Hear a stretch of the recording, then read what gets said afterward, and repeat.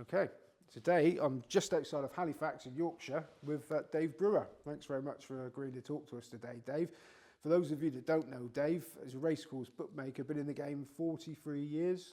Coming up 44 years, yeah. Has witnessed some of the battles between punters and bookmakers on the rails in his time, which we'll go into. I suppose it's fair to say you were best known for working for the late Colin Webster for a lot of your working life. Yeah, I worked for Colin for 31, coming up 32 years. I was very lucky that I got into the game via Colin, and I went straight in at the top, so to speak. Most guys have to work their way up back in the day, silver ring, tats, maybe end up working for one of the big bookmakers. I knew Colin's son, David, who was 1 year older than me. We were friends as teenagers.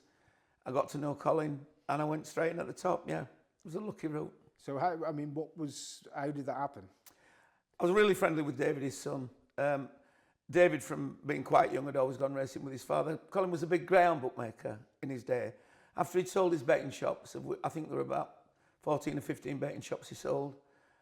He was a dog bookmaker, 5-6 nights a week, Bradford, Manchester, and Halifax had its own greyhound track near the old rugby league stadium, Thrum Hall. So David, his son, used to go there as a teenager. I was pally with David. I started going. I was fascinated by the game. Colin always looked the part, trench coats, trilbies. He had a Rolls Royce with his own number plate, and I thought, I'd like a bit of that. Did get friendly with Colin. He taught me Tic Tac. Unfortunately, David, his son, had lost an arm in his teenage years.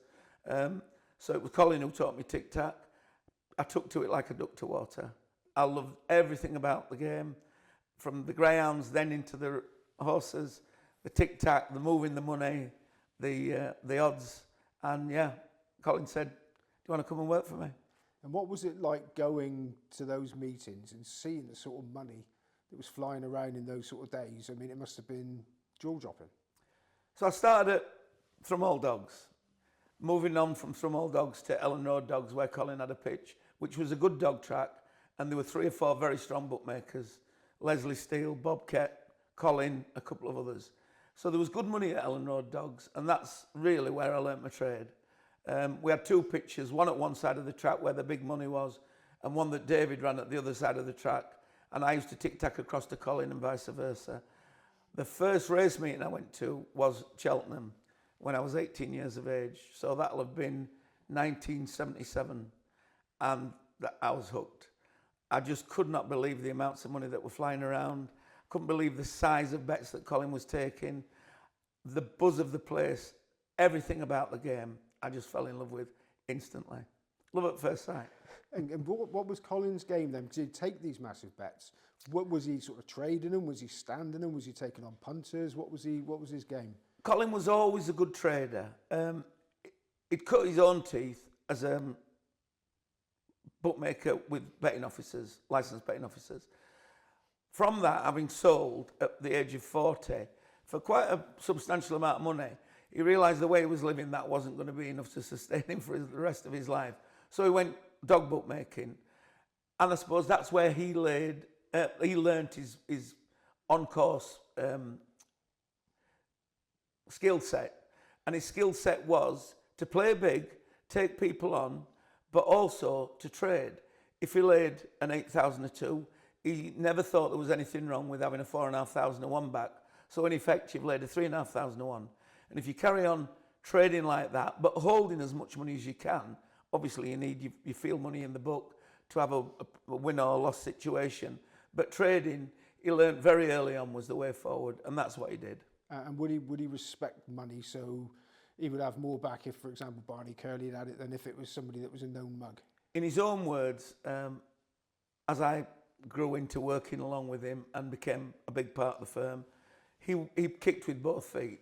He realised that there were a lot of clever people out there, and if you just stubbornly took them on, they'd definitely get the better of you. So he used their money to make his book even better, and sometimes he'd add his own money too. So he wasn't just a bookmaker, he became a punter, and he became quite a big punter. Obviously, the punters out there that will always outdo each other, but in his day, Colin had backed horses to win 40, 50, 60,000 pounds, if they were the right price. And we all know about the famous ones, which we'll talk about in a bit, but who were the biggest punters back in those days? So right from the get-go, Barney Curley was a punter of Colin's. JP, everybody knows JP McManus, he was around back then. Michael Tabor. Michael was a character that wasn't always on course, but when he came, he made his presence felt. Cyril Steen, who was the man who set up Ladbrokes on the back of his uncle, Maxie Parker. He was a big punter in his own right. There were some colourful characters.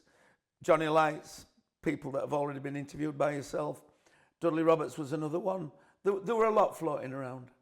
So would it be fair to say that the rails were like the front line? So you always would have had somewhere to go. So you didn't have to cut Barney Curley. You could take Barney Curley's money and then earn out of it, or have a bit on for yourself. Yeah, Barney was pretty cute. Barney had bookmakers weighed up. So he would never ask an individual bookmaker for more than he thought he would lay them. He wouldn't come up and say, what price is the favourite, Colin? 2 to 1, I want 100 grand on it. He might come up and say, 2 to 1, do you fancy laying me a £10,000 bet? He had everybody's measure. Stephen Little, Colin, John Turner, Paul Gilliatt, Ron Bolton, all big bookmakers back in the day. And most of the punters were like that. They never really asked for more than they thought they would get off any individual. So Colin would lay the type of bet that Barney had measured him for, and then we'd go to work trading with it, or if Colin felt that it was one that he needed to be with, getting rid of all of it and adding his own too. All right, now you must have been, obviously you said Colin used to have it back and some. You must have been privy to some of the sharpest information on the course. So how were you getting involved personally? So if you're involved in the game, I think at some point you're going to get involved knowing that if you add your money to it, you're going to earn a bit more than your wages. So I probably by the time I was in my early 20s, once I'd done what I had to do for Colin, I backed horses myself based on the information that passed through Colin's hod. You know, clever people. There are always people attached to stables, for example, such as Dick Hearn, Henry Cecil. You knew that they were part of the stable, connected to the stable. You respected their money. So if Colin put me into back with their money and had his own too, I'd had mine too. Once I'd done my job. I never got in the way of Colin's odds. I always had to take the next tier down, which was the right thing to do. So was there a bit of a trickle-down effect? I mean, if you're a tapped bookmaker, you're going to be keen to lay Brewer or not?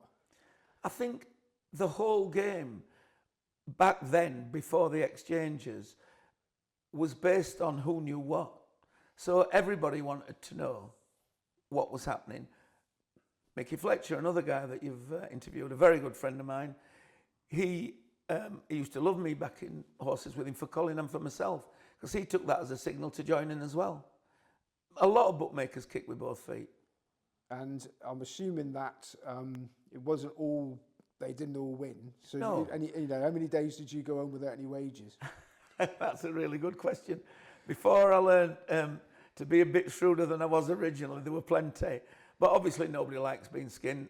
Nobody likes to go home and have to borrow a few quid to buy dinner. I learned very quickly that it isn't all about winning. There are losing days as well. Colin was a value punter. He didn't back favourites. He was a layer of favourites. Even if he'd taken money that said that they should win, he still took his chances with horses at certain odds. He was what I call a middle pin layer. 7, 8, 9, 10 to 1 backer, 12, 14, 16 to 1 backer. The bigger price they were, the more Colin would back them to win. And I became very like that. That's why I'm a layer now when I'm stood on the buffet with short-priced horses. But if I get a little lead for a 10, 11 to 1 chance, I'll back it myself. Still do. And what sort of money at a big meeting would Colin be standing them then, or would he be trying to bet nice and tidy?